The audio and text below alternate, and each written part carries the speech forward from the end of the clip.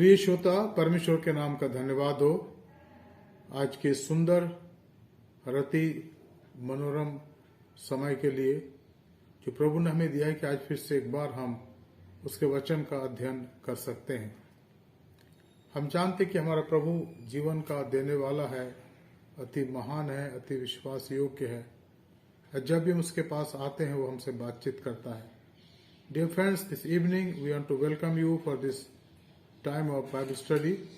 As we read the Bible and meditate upon it, I hope that God is going to speak to us as in the previous evenings also. I am also delighted that we are having average attendance is almost 50 to 55 people in this regular Bible study, which is a very good result of the Bible study that we are having. We have already had 190 Bible study and this will be 191. And therefore it is a very, very good response from our church members and people who are listening to this Bible study. Dear friends, we are not having what is called an exegetical Bible study, but definitely it's a devotional Bible study. And I hope that as we read and meditate and listen, God is going to continue to speak to us. प्रिय मित्रों, आज हमारे अध्ययन का विषय होगा इब्रानी की पुस्तक, उसका 8वां अध्याय, और उसके पहले पद से हम देखेंगे। यह लिखा है, अब जो बातें हम कर रहे हैं उनमें से सबसे बड़ी बात यह है कि हमारा एक ऐसा महायाजक है जो स्वर्ग पर महिमन के सिंहासन के दाहिने ओर जा बैठा और पवित्र शास्त्र और इस सच्चे तंबू का सेवक हुआ जिसे किसी मनुष्य से नहीं पर प्रभु ने खड़ा किया है।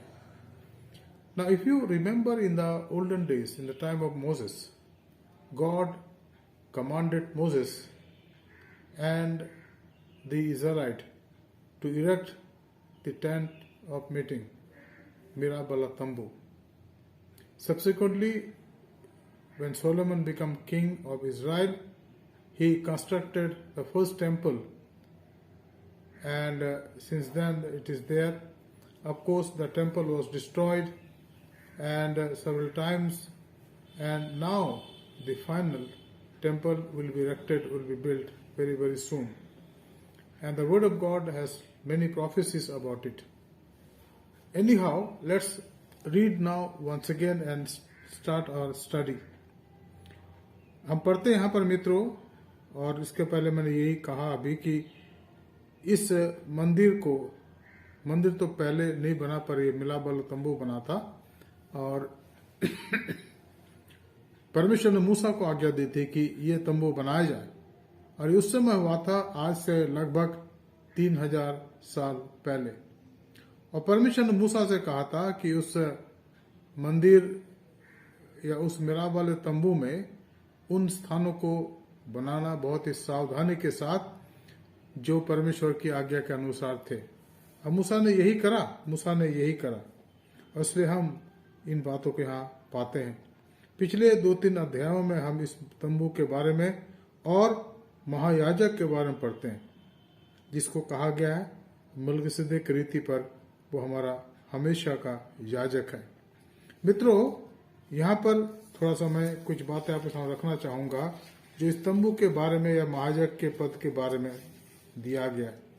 अगर आप 5वें अध्याय को देखें, इस इब्रानी के पुस्तक को, dear friend, if you see the 5th chapter of this book of Hebrews, then there are explanations about the sacrifices and also of the high priest called Melchizedek. 5वां अध्याय पहले पद से लिखा है पर क्योंकि हर एक महायाजक मनुष्यों में से लिया जाता है, मनुष्य ही के लिए उन बातों के विषय में जो परमेश्वर से संबंध रखती है ठहराया जाता है कि भेंट और पाप बलि चढ़ाए करे। वह अज्ञानों और भूले भटकों के साथ नरमी से व्यवहार कर सकता है, इसलिए कि वह आप भी निर्बलता से घिरा है। इसीलिए उसे चाहिए कि जैसे लोगों के लिए वैसा ही अपने लिए भी पाप बलि चढ़ाया करे। अब यहाँ पर इस बात को हमें अच्छे से जानना समझना है कि जो मेल बलि है या जो दोष बलि या पाप बलि जो है वो याजक पहले अपने लिए चढ़ाता था, अपने लिए या अपने परिवार के लिए, अपने बच्चों के लिए। क्यों? क्योंकि वो और हम मनुष्य प्राणी हैं। लेकिन यहाँ पर एक ऐसे व्यक्ति का वर्णन है जो स्वर्गीय है और उसको जरूरत नहीं कि वो अपने लिए बलिदान चढ़ाए, क्योंकि खुद ही जब इस पृथ्वी पर था मेरे और आपके लिए बलिदान हो गया, उसने अपने आप को दे दिया। इसलिए हमें इस बात को अच्छे से अपने दिमाग में, अपने मस्तिष्क में रखने की आवश्यकता है। अगर आप यहाँ पर देखें आगे क्या लिखा है, चौथा पद, यह आदर का पद कोई अपने आप तो नहीं ले सकता या नहीं लेता जब तक कि हारून के समान परमेश्वर की ओर से ठहराया न जाए। वैसे ही मसीह ने भी महायाजक बनने की बड़ाई अपने आप से नहीं ली, पर उसको उसी ने दी जिसने उससे कहा था, तू मेरा प्रिय पुत्र है, आज ने ही तुझे उत्पन्न किया है। इसी कारण वह दूसरी जगह में भी कहता है, तू मलिकिसिदक की रीति पर सदा सर्वदा के लिए याजक है। यीशु ने अपनी देह में रहने के दिनों में ऊंचे शब्द से पुकार कर और आंसू बहा कर उससे जो उसको मृत्यु से बचा सकता था प्रार्थनाएं की और विनती की और भक्ति का उसकी सुन ली गई। अब यहाँ प्रभु यीशु मसीह को, जैसे हमने देखा इस पुस्तक में, इब्रानी की पुस्तक में, महायाजक और मलिकिसिदक की रीति पर महायाजक कहा गया। प्रभु यीशु मसीह का विश्वासी जो उस पर विश्वास करते हैं, उसको जानते हैं, आज भी इस बात के लिए गर्व करते हैं, प्रभु को धन्यवाद देते हैं कि स्वर्गीय स्थानों में पिता की दाहिने और मेरे और आपके लिए एक महायाजक है जो मेरे और आपके लिए प्रार्थना करता है। अब मैं सोचता हूँ कि बहुत ही गौरव की बात है मित्रों कि हम इस बात को बहुत ध्यान से देखें, समझे कि हमारे लिए परमेश्वर प्रार्थना कर रहा है, हमारे लिए परमेश्वर प्रार्थना कर रहा है। और ये अपने आप में एक बहुत ही महत्वपूर्ण तथ्य या महत्वपूर्ण बात है मित्रों। इसको हम ऐसे ही जाने नहीं दे सकते। इसके प्रभाव को हम समझें, इसके आत्मिक अर्थ को हम समझें, ताकि प्रभु के आशीष को अपने जीवन में प्राप्त कर सके। तो पहली बात जो यहाँ पर हम पढ़ते हैं वो है 8 अध्याय उसके 1 और 2 पद, जहाँ लिखा है इब्रानियों 8 अध्याय 1 और 2। पहली बात, अब जो बातें हम कह रहे हैं उनमें से सबसे बड़ी बात यह है कि हमारा ऐसा महायाजक है जो स्वर्ग पर महामहिमन के सिंहासन के दाहिने जा बैठा। अब ये प्रभु यीशु मसीह के बारे में जो मेरे आपके लिए महायाजक का कार्य करता है और आज वो अपने पिता के दाहिने हाथ बैठ करके मेरे और आपके लिए प्रार्थना करता है। इसी पुस्तक को अगर आप देखें, मैंने पिछले दिनों उसको समझाया था, हम कई दिनों से इस पर गौर कर रहे हैं। चौथा अध्याय को देखें आप, if you turn to Hebrews chapter 4, we read about the high priestly prayer of our Lord and Savior Jesus Christ. The important factors about his high priestly prayer. And what is this here? यह लिखा है, इसलिए जब हमारा ऐसा बड़ा महायाजक है जो स्वर्ग में से होकर गया है, अर्थात परमेश्वर का पुत्र यीशु, तो आओ हम अपने अंगीकार को दृढ़ता से थामे रहें। और मैंने आपको पहले बताया था कि जो अंगीकार है, ये क्या अंगीकार है? यीशु ही प्रभु है। What is my confession as a child of God? That Jesus is my Lord. Jesus is Lord. यीशु ही प्रभु है। उस अंगीकार को हमें थामे रहने की आवश्यकता। अगर हम उससे आशीष पाना चाहते हैं, उस महायाजक से आशीष पाना चाहते हैं कि हमारे प्रार्थना अपने पिता के सामने रखें, हमारे और मेरे राब के लिए, तो हमें उस पर भरोसा करना है और उसके अधीन रहने की आवश्यकता, उसकी आज्ञा मानने की आवश्यकता है। तो यहाँ पर ये लिखा है कि हमारा जो महायाजक है वो परम प्रधान की इच्छा के अनुसार है, अर्थात परमेश्वर का पुत्र यीशु। तो आओ हम अपने अंगीकार को दृढ़ता से थामे रखें। फिर आगे लिखा है, क्योंकि हमारा ऐसा महायाजक नहीं जो हमारी निर्बलताओं में हमारे साथ दुखी न हो सके, वरन सब बातों में हमारे समान परखात हो गया तो भी निष्पाप निकला, हमारे समान परखा गया। कौन? प्रभु Yeshu Masih. He was tempted like me and you. He didn't bypass those things. He would have done it because he was at the same time he was fully human, fully God. But he subjected himself, subdued himself, offered himself, and respected the will of his Father and said, "Let your will be done." And therefore we read it very clearly here. And then it is here again, chapter 5 verse 5 and 6. वैसे मसीह ने भी महाजक बनने की बड़ाई अपने आप से नहीं ली, पर उसको दी गई, जिसने उससे कहा था, तू मेरा प्रिय पुत्र है, आज ही मैंने तुझे उत्पन्न किया है। इसी प्रकार वो दूसरी जगह में कहता है, तू मलकिसिदक की रीति पर सदा के लिए याजक है। अब प्रभु यीशु मसीह को यहाँ पर महाजक की सेवा दी गई। आज वो अगर आपके मेरे लिए प्रार्थना कर रहा है तो स्वर्गस्थान में प्रभु यीशु मसीह मेरे और आपके लिए प्रार्थना करता है, और वहां जो कुछ वो मांगता है पिता उसको देता है। इसलिए अगर हम उसके विश्वासी हैं, अगर हम उसके शिष्य हैं, तो हमें प्रभु यीशु मसीह के मानने की आवश्यकता है, और वही हमारे जीवन के लिए पिता की इच्छा भी होगी। तो यहाँ बहुत ही संक्षेप में अच्छे तरह लिखा हुआ है कि प्रभु यीशु मसीह जो हमारे लिए महाजक का कार्य करता है। अब जो बातें हम कह रहे हैं उनमें से सबसे बड़ी बात यह है कि हमारे ऐसा महाजक है जो स्वर्ग पर महामहिमन के सिंहासन के दाहिने जा बैठा। और ये कब हुआ? जब वो स्वर्ग से पृथ्वी पर से उठा लिया गया। अपनी सेवकाई के अंत में जब वो मारा गया, उसके देह को कब्र में रखा गया, लेकिन तीसरे दिन वो मुर्दों से जी उठा। तीसरे दिन के बाद तड़के वो मुर्दों में से जी उठा। वो हमारे जीवन का स्वामी है, हमारे जीवन का प्रभु है, जो निरंतर राज्य करता है। हम उसको महसूस करें ना करें, लेकिन कोई फर्क नहीं पड़ता। फर्क क्या पड़ता है कि वो जो स्वर्ग का परमेश्वर है वो मनुष्य बन गया यीशु मसीह के रूप में, और उसने हमारी पीड़ा को, तकलीफ को अपने उठा ली। मैं सोचता इससे बड़ी बात और इससे बड़ा बलिदान और कुछ नहीं हो सकता कि उसने अपने आप को हमारे लिए दे दिया। ही offered himself for us so that he may die on the cross of Calvary and thus fulfill the atonement for us, complete the atonement for us, so that we are taken into the presence of God. Isn't it a big thing for me and you? It's definitely, indeed. And therefore, let me surrender myself on His altar and pray that Lord may continue to bless me and bless us as we study this word every day. Now the second point to read here, second point, verse 3. क्योंकि हर एक महायाजक भेंट और बलिदान चढ़ाने के लिए ठहरा जाता है, इस कारण अवश्य है कि इस याजक के पास भी कुछ चढ़ाने के लिए हो। अब यहाँ पर जो महत्वपूर्ण बात है वो है कि ये जो इस्राएलियों के महायाजक थे, उन्हें अपने लिए बलिदान चढ़ाने की जरूरत पड़ती थी। यहाँ पर लिखा है अपने लिए बलिदान चढ़ाने की जरूरत थी। हर एक महायाजक भेंट और बलिदान चढ़ाने के लिए उत्तम वस्तुओं को लाता है। इस कारण अवश्य है कि इस याजक के पास भी कुछ चढ़ाने के लिए हो।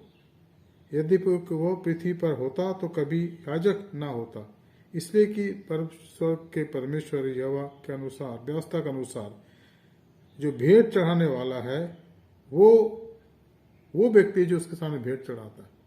और यहाँ पर प्रभु यीशु मसीह ने अपने लिए भेंट कभी नहीं चढ़ाया, क्योंकि वो निष्पाप था, वो पवित्र था और वो स्वर्ग से आया था। इसलिए उसको अपने लिए भेंट चढ़ाने की या बलिदान चढ़ाने की आवश्यकता नहीं थी। इसलिए यहाँ पर इस बात को अच्छे से समझा दिया गया कि वो जो मेरे आपके लिए महायाजक बना, इसके पहले वो मेरे आपके लिए पाप मुक्ति के लिए बलिदान हो गया। He suffered death in a very pathetic condition. He was beaten up and then he was asked to shoulder his cross and go to the Mount of Golgotha where he was crucified. अब हम यहाँ देखते आगे कि वो महायाजक जो ठहराए जाते थे उनको पहले अपने लिए बलिदान चढ़ाना पड़ता था, अपने लिए, क्योंकि हर एक महायाजक भेंट और बलिदान चढ़ाने के लिए ठहराया जाता था। इस कारण अवश्य है कि इस महायाजक के पास भी कुछ चढ़ाने के लिए हो, क्योंकि वो मनुष्य में से लिए गए थे। चाहे हारून हो, चाहे उनका वंश हो, जो आज तक चले आ रहे हैं इसराइलियों में, ये महज मनुष्य प्राणी है और उन्हें अपने लिए बलिदान चढ़ाने की जरूरत पड़ती थी। लेकिन अगर आप यीशु मसीह की बात को देखें तो प्रभु यीशु मसीह स्वयं परमेश्वर का पुत्र है और वो आज हमारे महायाजक का कार्य करता है। इसलिए उसे अपने लिए भेंट चढ़ाने की या बलिदान चढ़ाने की आवश्यकता नहीं है और इस बात को यहाँ पर समझाया गया है। 30 पद में देखिए, क्योंकि हर एक महायाजक भेंट और बलिदान चढ़ाने के लिए ठहराया जाता, इस कारण अवश्य कि इस महायाजक के पास भी कुछ चढ़ाने के लिए हो। यदि वो पृथ्वी पर होता तो कभी याजक न होता, इसलिए कि व्यवस्था के अनुसार भेंट चढ़ाने वाला तो है। वे स्वर्ग में की वस्तुओं के प्रतिरूप और प्रतिबिंब की सेवा करते हैं। जैसे जब मूसा तंबू बनाने पर था तो उसे ये चेतावनी मिली, देख जो नमूना तुझे पहाड़ पर दिखा गया है उसके अनुसार सब कुछ बनाना। परमेश्वर सिद्धता का परमेश्वर है, उसके काम सिद्ध होते हैं, असिद्ध उसके सामने ठहर नहीं सकता। और इसलिए पौलुस भी आगे चल के कहता है, अगर आप कुरिन्थ की पत्री को देखें, उसके पहली पत्री के 13 अध्याय को देखें तो कहते हैं आगे चल करके उस अध्याय के अंत के समय कहते हैं कि अब हमारा ज्ञान अधूरा है, पर जब सर्वसिद्ध आएगा तो अधूरा मिट जाएगा। यानी परमेश्वर जो सिद्ध है उसका जब समय शुरू हो जाएगा वो लिटरली यहाँ राज्य करेगा 1000 साल तक। और उसके बाद श्वेत सिंहासन है और इसके बाद अनंत न्याय का वर्णन है बाइबल में, और तब अनंत काल की शुरुआत हो जाएगी जिसका कभी अंत नहीं होगा मित्रों। तो यहाँ पर इस तथ्य को हमें बहुत ही अच्छे से जानना और इसको समझने की आवश्यकता है ताकि हम इसके वचन के गहरे भेदों को जानें और समझें। अब हम देखेंगे इसके तीसरी बात को जो पाया जाता है 8वां अध्याय उसके 5 और 6 पद में लिखा है। क्या लिखा है? 8वां अध्याय इब्रानियों का उसका 5 और 6 पद, वे स्वर्ग में की वस्तुओं के प्रतिरूप और प्रतिबिंब की सेवा करते हैं। जैसे जब मूसा तंबू बनाने पर था तो उसे ये चेतावनी मिली, देख जो नमूना तुझे पहाड़ पर दिखाया गया है उसी के अनुसार सब कुछ करना। परमेश्वर ने मूसा को बता दिया था कि एक एक बारीक से बारीक वस्तु भी परमेश्वर चाहता था कि उसकी इच्छा अनुसार बनाया जाए, उससे अलग कुछ ना बनाया जाए उस मिलाप वाले तंबू में, क्योंकि वो जो चित्र है वो निश्चित रूप से प्रभु यीशु मसीह के उस समय का चित्र जब वो हमारा महायाजक है आज। इसलिए परमेश्वर ने उन सब वस्तुओं को वैसा ही होने दिया। स्वर्ग की एक एक वस्तु व्यवस्थित है। स्वर्ग सिद्ध स्थान है। स्वर्ग वो जगह है जहां आनंद और शांति है और ज्योति है, और वहां का ज्योति कौन है? प्रभु यीशु मसीह। और एक दिन हम देखेंगे मित्रों, ये जो आनंद की बात इसको हम देखेंगे, हम पाएंगे, लेकिन अभी हम यहाँ पर ध्यान देते हैं। तो यहाँ पर हम थोड़े पदों को और देखेंगे। इसी पुस्तक को देखें, इब्रानी पुस्तक उसका 5वां अध्याय 1 पद और 9 अध्याय को देखेंगे उसके 9 पद को। तो पहले इब्रानियों 5:1, क्योंकि हर एक महायाजक मनुष्यों में से लिया जाता है और मनुष्यों के लिए उन बातों के विषय में जो परमेश्वर के संबंध रखती है ठहराया जाता है कि भेंट और पाप बलि चढ़ाए।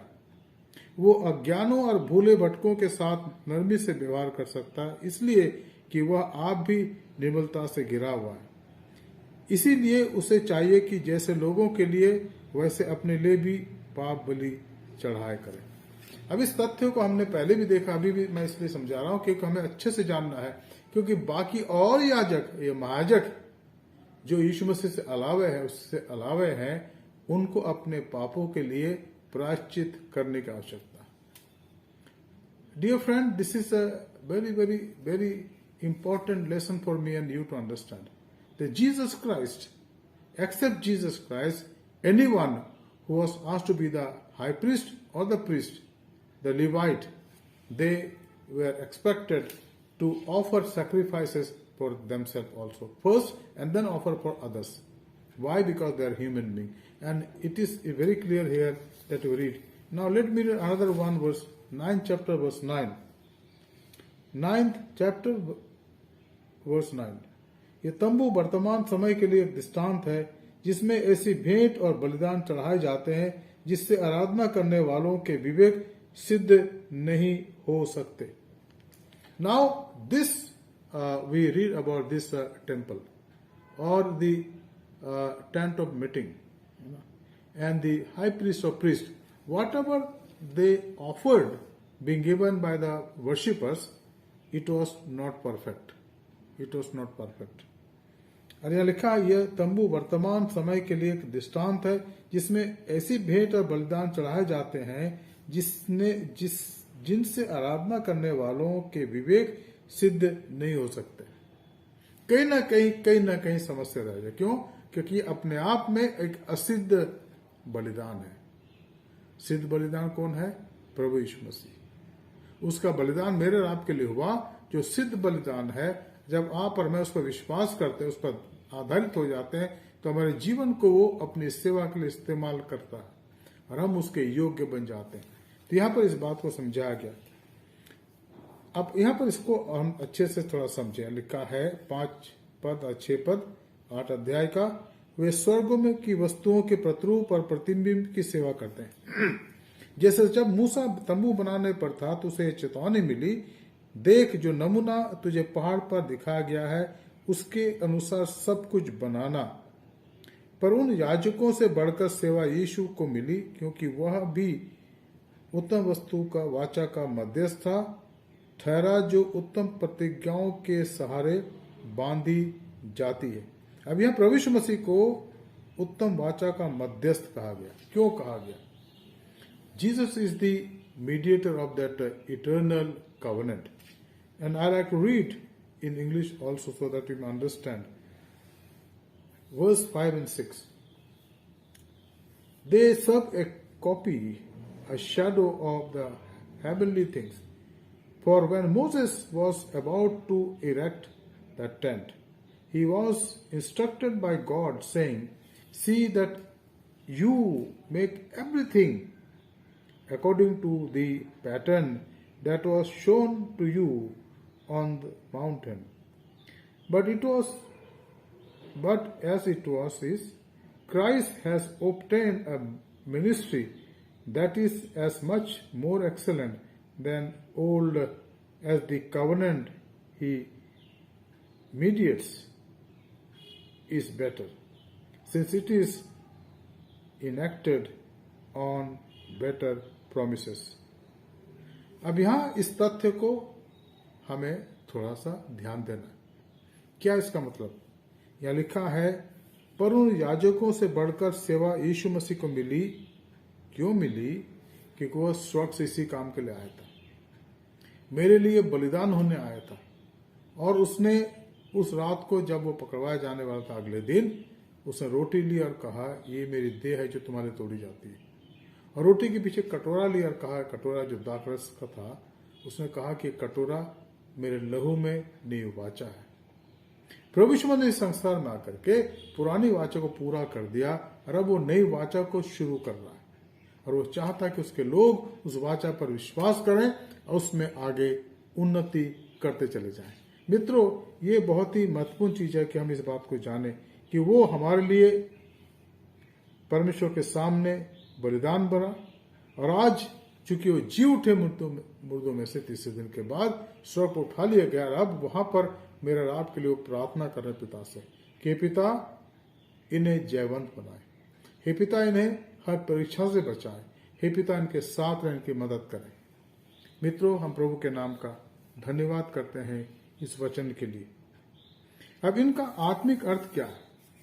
आत्मिक अर्थ यह है, और वो एक ही वाक्य के अंदर कहा जा सकता है कि प्रभु यीशु मसीह जो परमेश्वर पिता के गोद में थे, उस स्थान को छोड़ करके इस पृथ्वी पर आ गए और मेरे और आपके लिए वो खुद बलिदान बन गए. लेकिन बलिदान चढ़ाने वाले भी वही है. यही एक रहस्य है जो हमें जानना है. ये बहुत बड़ा रहस्य है कि वो जो खुद बलिदान बन गया, बलिदान का चढ़ाने वाला भी वही है और स्वीकार करने वाला भी वही है। ये अपने आप में बहुत महत्वपूर्ण बात है। बलिदान वो है, बलिदान चढ़ाने वाला वो है और स्वीकार करने वाला भी वो है। परमेश्वर की योजना में आपके जीवन का जो उद्धार है, उसमें तीनों वस्तु कार्य करता है। मेरे लिए, आपके लिए, कोई व्यक्ति के लिए जो दुनिया में है, जिस पर विश्वास करते हैं, वो बलिदान हो गया। उसने अपने आप को दे दिया और उसने कहा था कि पिता, अगर आपकी इच्छा हो तो कटोरा मुझसे टल जाए, पर मेरी इच्छा नहीं, आपकी इच्छा पूरी हो। और पिता की इच्छा थी कि वो मेरे और आपके लिए अपने आप को बलिदान कर दे। That was the will of the father, that he may sacrifice on himself on the altar that is called cross. He died there. And then he offered himself. He became sacrifice, he offered himself. उसने अपने आप को दे दिया, humility and service. And the greatest service for the human being is to save his soul or her soul. And that was done on the cross. And that is why when he was breathing his last, he said, Father, unto your hand and to your care, I submit my spirit. I give my spirit. And then, of course, on the third day he rose from the dead, signifying that Father God accepted that sacrifice. परमेश्वर पिता ने उस बलिदान को स्वीकार कर लिया और ये हमारे लिए बहुत ही धन्य और बड़ी बात है। मित्रों, आज हम यही रुक जाएंगे। आइए हम प्रार्थना करें। धन्यवाद, स्तुति और महिमा के पिता परमेश्वर, स्वर्ग और पृथ्वी के स्वामी, हम धन्यवाद देते प्रभु उस बलिदान के लिए जो प्रभु यीशु मसीह के द्वारा हमारे लिए किया गया। प्रभु उसे मेरे लिए, मेरे पापों के लिए प्रभु क्रूस पर चढ़ाया गया, ताकि मैं उस पर विश्वास करने के द्वारा पाप से छुटकारा, गुनाहों से तौबा और अपने जीवन को उसके हाथ में सौंप सकूं। प्रभु आप सहायता करें। हमारे बहुत से श्रोता है प्रभु जो आज शायद बीमार हैं, परेशान हैं, दुखी। हम प्रार्थना करते प्रभु आप उनके साथ रहें, उनको शांति दें। धन्यवाद देते प्रभु कि आप हमारी प्रार्थना सुनते हैं, अपने आप को आपके हाथों में सौंपते हैं। सारी भक्ति, आदर, महिमा आपको देते हैं और प्रार्थना करते हैं वचन का बीज जो आज हमारे हृदय पे खेत में पाया गया प्रभु जी, वो व्यर्थ ना जाए पर फलवंत है, तो उसमें फल लगे 100 गुना, 60 गुना और 30 गुना। उद्धारकर्ता प्रभु यीशु मसीह के पवित्र नाम से मांगते हैं, आमीन। आए हमारे बाप, तू जो आसमान पर है, तेरा नाम पाक माना जाए, तेरी बादशाहत आवे, तेरी मर्जी जैसे आसमान में पूरी होती है जमीन पर भी हो। हमारे रोज की रोटी आज हम बख्श दे, और जैसे हम कसूरवारों को माफ करते हैं, तू भी हमारे कसूर को माफ कर। हमें आजमाइश में ना ला, बल्कि बुराई से बचा, क्योंकि बादशाहत, कुदरत और जलाल हमेशा तेरी है, आमीन। आइए आशीष वचन लें। अब हमारे खुदा यीशु मसीह का फजल, खुदा बाप की मोहब्बत, रूह कुदस की हिफाजत और शराकत हमारे कलीसिया के एक परिवार के साथ, एक बुजुर्ग, जवान, भाई, बहन, बच्चे, उन सब के साथ इस समय और हमेशा तक होती रहे, आमीन। यीशु ही प्रभु है। मित्रों, प्रभु आपको आशीष दे, आपकी सहायता करे और इस स्टडी के अंदर बने रहिए और दूसरों को भी प्रोत्साहन करें कि वो भी इस स्टडी में भाग ले सके। धन्यवाद। शुभ रात्रि।